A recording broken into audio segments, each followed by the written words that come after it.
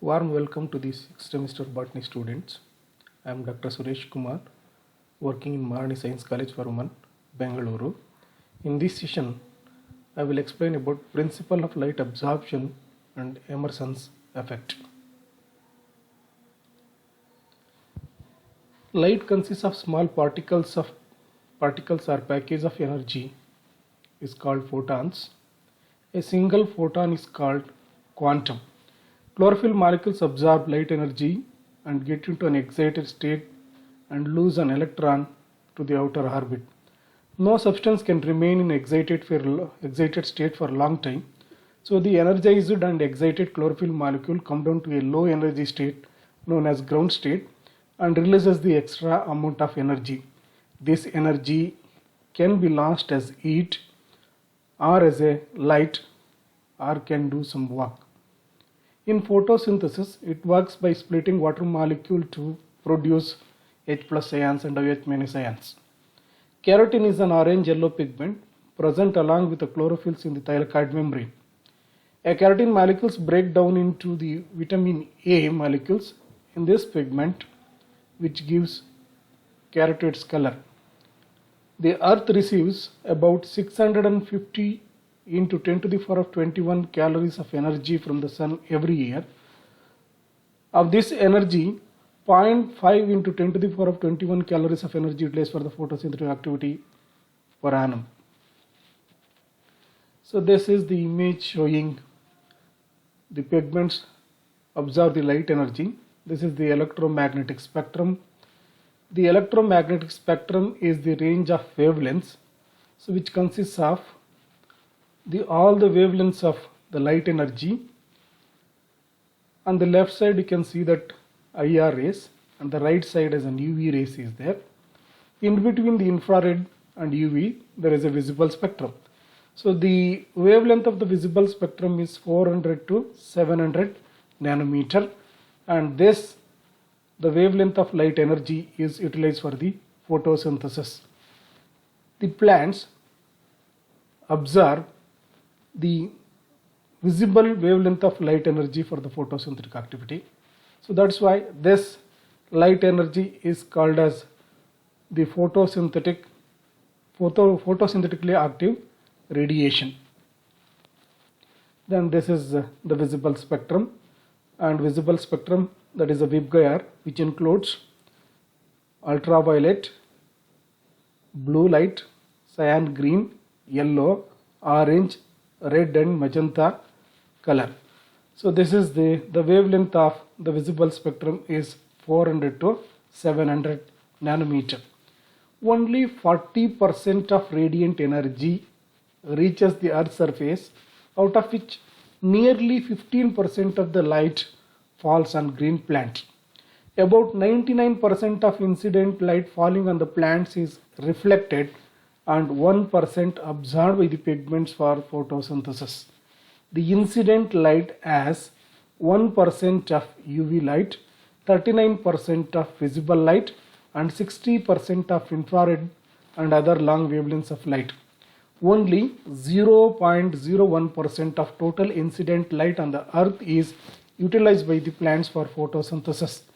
The peak absorption of light by the chlorophyll A pigment, that is the 429 nanometer, the maximum amount of the light energy is absorbed by the blue, means the chlorophyll pigment, that is in the blue light of the visible spectrum, and the minimum light absorption by the chlorophyll pigments in the blue range of light, that is 410 nanometer.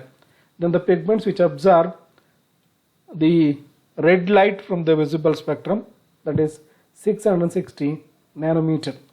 The peak absorption of the light by the chlorophyll B pigment, so that is 450 nanometer maximum and 435 nanometer minimum, and the same pigments which absorb the red light from the visible spectrum at 642 nanometer. So this is the graph showing the absorption of the light energy by various pigments present in the plant. So I told you already, the 40% of the radiant energy reaches the earth's surface, So out of which only 15% of the light falls on the green plants. So out of 15% of light energy that falls on the green plants, so about 99% of incident light falling on the plant is reflected. So then only 1% is absorbed by the pigments for photosynthesis. The incident light, so which includes 1% of UV light, 39% of visible light, and 60% of IR and other longer wavelengths of light. So this is the graph showing the peak absorption of light by the chlorophyll A as well as the chlorophyll B pigment. So the peak absorption at the blue range of the visible spectrum as well as the peak absorption at the red light, means so the red light above the 660 nanometer of the wavelength of energy, so that is absorbed and utilized for the photosynthetic activity. The action spectrum is a graph showing the effectiveness of different wavelengths of light in stimulating the process of photosynthesis. The response could be measured in terms of oxygen produced at different wavelengths of light. An absorption spectrum is a graph representing the relative absorption of different wavelengths of light by a pigment. The absorption spectrum for combined photosynthetic pigments, which indicates the pigments chlorophyll A in particular, are responsible for absorption of light. All wavelengths of light are not equally effective in the photosynthetic activity. Photosynthesis occurs maximum in blue and red light of the visible spectrum. Photosynthesis is very little in green and yellow because these rays are reflected back from the leaf. Action spectra. So the action spectra is the relative effectiveness of different wavelength of light in influencing the phytophysiological process is called as action spectra. The photochemical and biosynthetic phase. The thylakoids of the pigments and other necessary components absorb light and transfer the electron to carry out the light reaction in electron transport chain.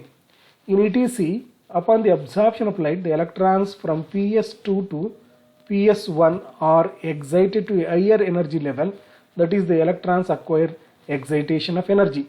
As the electrons gain energy, they are accepted by the electron acceptor, which is in turn is reduced, leaving the reaction center of PS2 and PS1, that is P60 and P700, the nanometer of energy, means where the pigments which absorb. In photosystem 2, so the photosynthetic pigments, they absorb the 680 nanometer of light energy from the visible spectrum, and the PS1, which consists of a number of photosynthetic pigments, usually the major pigment is a chlorophyll A, they absorb the 700 nanometer of energy from the visible spectrum. Then this represents the conversion of the light energy into chemical energy. The electrons then travel downhill in energy terms from one electron acceptor to the another in a series of oxidation reduction reaction. This electron flow is coupled with the formation of ATP. In addition to NADP is reduced to NADPH2. The product of light reaction is called as the reducing power or an assimilatory power, that is ATP and NADPH2, which move out of the thylakoid into the stroma of the chloroplast. In stroma, the second step called dark reaction or biosynthetic pathway occurs, where carbon dioxide is reduced by the reducing power generated in the first step and the carbohydrates are produced. So this is of course the light absorption by the cardinals are loaded with the carotenoid pigments. These pigments absorb some wavelength of light and reflect the others. So this is the light that is absorbed from the radiant energy, that is the visible part of the spectrum, and reflected back. Sunlight minus absorbed wavelengths are color equals to the apparent color of an object. So why the plants are green? So the plants absorb the radiant energy from the visible spectrum. Already I told you. Only the of course the visible range, whatever is there, 400 to 700 nanometer of that energy, that is the wavelength where that is absorbed by the plants. So maximum absorption of light by the photosynthetic pigments present in the plants, they absorb more red and blue light. So the green light, whatever of course that absorbed from the radiant energy, that is reflected back to the atmosphere. That's why the leaves which are green in color. Quantum requirement and quantum yield. The energy stored in one photon is said to be a quantum. The number of quanta or photons required for the production of one molecule of oxygen during the photosynthesis is called quantum requirement. The number of oxygen molecules evolved for photon of light during the photosynthesis is known as quantum of light. The solar energy, means the solar light, comes to the earth in the form of small packets of energy known as photons. The energy associated with each photon is called quantum. Thus, the requirement of solar energy by a plant is measured in terms of number of photons or quanta. It has been observed that in most of the cases, the quanta requirement is 8. It means that 8 photons or quantums are required to release one molecule of oxygen during the photosynthesis. The number of oxygen molecules released per photon of light during photosynthesis is called quantum yield. If the quantum requirement is 8, then the quantum yield will be 0.125. So that is 1 divided by 8. So it comes around 0.125. So quantum yield of the photosynthesis can be calculated by using this formula. Quantum yield is equal to number of photochemical products divided by the total number of quanta absorbed. So here number of photochemical products means 1. So that is divided by number of the quanta absorbed means 8 photons of light that is required for the photosynthesis. Quantum yield, so it requires means 8 the quantum of light. So then the quantum yield will be 0.125. Emerson effect and red dwarf. Red dwarf is also called as the Emerson effect, as it was discovered by Robert Emerson in the year 1956. The efficiency of photosynthesis is correlated with the number of oxygen molecules released during the photosynthesis. The efficiency is more when more O2 is released during photosynthetic activity. The decrease in the efficiency of photosynthesis when the leaves are exposed to the red light alone of the visible spectrum is called as red dwarf. The amount of O2 released in photosynthesis is called as quantum yield. So during the red dwarf, the quantum yield falls. Red dwarf occurs when the leaf is exposed to the red light of wavelength that is greater than 680 nanometer. During red dwarf, PS1, that is photosystem 1 alone operate and photosystem 2 does not work. Red dwarf is due to the failure of photosystem 2 to absorb the light wavelengths beyond 680 nanometer. Photolysis of water and non-cyclic photophosphorylation do not occur when the photosystem 2 cannot absorb the light. Even though the photosystem 1 absorbs the light beyond 680 nanometer, it never produces the protons and oxygen for the carbon reduction process. Hence, the quantum yield is very low in the red region of the spectrum. So this is the graph showing the red dwarf. So the Emerson et al., the group of scientists, they have conducted an experiment and they have selected the chlorella plant. This is an algae. So they have provided the red light to the isolated chloroplast. So whenever the chloroplasts which are exposed to the red light of the visible spectrum, the rate of photosynthetic activity that has been declined. So that's why it is called as red dwarf. So during the red dwarf, there is a reduction in the rate of photosynthetic activity. That is because of the quantum yield reduces. Means the number of oxygen molecules produced during the photosynthetic activity that reduces because so they absorb the red light of the visible spectrum alone. So that is of course discovered by Emerson et al. And this is the graph showing again the Emerson enhancement effect. So that is Emerson enhancement effect. So Emerson enhancement effect is the restoration of photosynthesis quantum yield caused by the red light by giving an additional illuminated light with a light of shorter wavelength is called as Emerson enhancement effect or photosynthetic enhancement effect. The rate of photosynthesis increases when the leaves which are exposed to the red light along with the lower wavelength of the visible spectrum is known as Emerson enhancement effect or photosynthetic enhancement effect. When the red light is given to the chlorella, the quantum yield is decreases. This is called red drop. Similarly, the quantum yield will be less in the light waves shorter than the red light. The yield of photosynthesis very high when the red light is added with the other parts of the visible light. Emerson and co-workers found out that the effect of shorter wavelength is restoring the drop in quantum yield while the photosynthesis is going on at a low rate in the red light. Additional illumination with the light of a wavelength shorter than the 6-8 nanometer increases the quantum yield.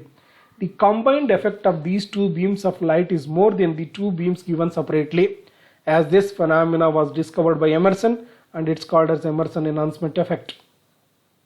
So this is of course the image showing the culture, means the conical flask with the isolated the chlorella plants are there. I think you know that this belongs to the Chlorophyceae member, and wherever of course they provided the red light, then there is a reduction in the rate of photosynthetic activity. Again they have provided the red light along with the lower wavelength of the visible spectrum. What happens? The quantum yield increases. Quantum yield is nothing but the amount of oxygen released during the photosynthesis activity per photon. So that is called as the quantum yield. So whenever the chlorella which were exposed to the red light of the visible spectrum, red light alone, the rate of photosynthetic activity reduces. That is called as red drop. So then the same plant which were exposed to the red light as well as a smaller wavelength of the shorter wavelength of the visible spectrum, again the rate of photosynthesis that increases. That is known as photosynthetic enhancement effect or Emerson enhancement effect. So this is of course the diagram which is showing the rate of photosynthesis or quantum yield whenever the leaves which are exposed to the red light alone.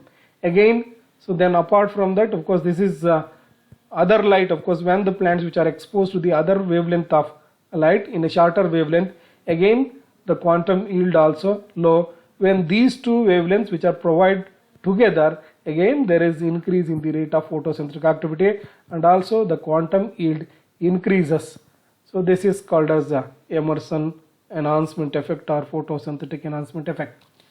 When a light of shorter wavelength is supplied, the photosystem too absorbs the solar energy and perform the photolysis of water and non-cyclic photophosphorylation takes place. So the quantum yield is enhanced to a great level. The Emerson enhancement effect proves that the existence of two pigment system, namely the photosystem 1 and photosystem 2, which are present in the higher plants. PS1 absorb the long wavelength, that is a red part of VIBGYOR, and PS2, that is a photosystem 2, absorb short wavelengths of VIBGYOR. When the red drop occurs, PS1 alone operate. PS2 does not work. The long wavelength absorbing the photosystem 1 primes the system, and the short wavelength absorbing the photosystem 2 delivers energy to it with the photosystem acting in series. So this is what we have discussed is only the mechanism of light absorption in the photosynthetic pigments and Emerson drop or red drop and Emerson enhancement effect. So thank you for watching my video. So these are the references. Thank you.